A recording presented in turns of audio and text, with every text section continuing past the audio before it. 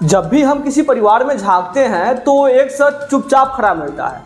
कोई डायबिटीज से जूझ रहा है, कोई अस्थमा से, किसी की आंखों की रोशनी जा रही है तो किसी का दिल अचानक धड़कना बंद कर देता है।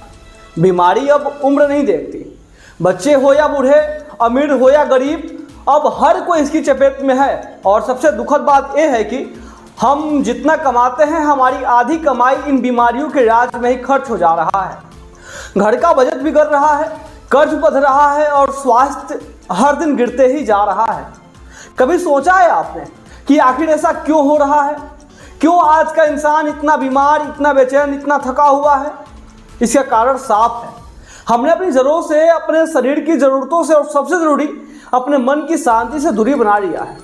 पश्चिमी खान पान को हमने स्टेटस बना लिया, शारीरिक मेहनत को पिछड़ापन मान लिया और दवाओं को ही जीवन का हिस्सा बना लिया।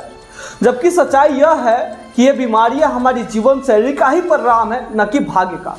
और जब यह बीमारी हमारी जीवन शैली का ही परिणाम है तो इसका समाधान भी जीवन शैली से ही निकलेगा।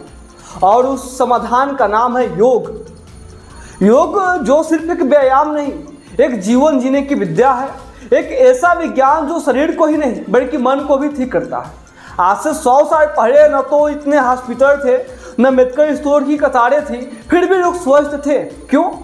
क्योंकि उनके जीवन में था योग, प्राकृतिक भोजन और सादा जीवन। आज योग दिवस है, लेकिन योग को सिर्फ एक दिन का त्यौहार मत बनाइए। इसे हर दिन की सुबह बनाइए, हर सांस का हिस्सा बनाइए। अगर आप वाकई चाहते हैं कि आप बीमारी से बचें और दवाओं पे खर्च कम हो, मन में शांति रहे और जीवन में ऊर्जा बनी रहे, तो आज नहीं, अभी से योग शुरू कीजिए। योग किसी धर्म का हिस्सा नहीं है, ये जीवन का विज्ञान है। जैसे हवा सबके लिए है, वैसे ही योग भी सबके लिए है, बिना किसी भेदभाव और बिना किसी शर्त के।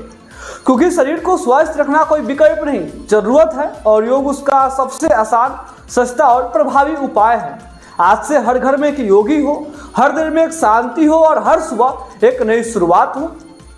आइए योग करें, खुद के लिए, अपने परिवार के लिए और उस भारत के लिए जिसने पूरी दुनिया को योग का उपहार दिया है।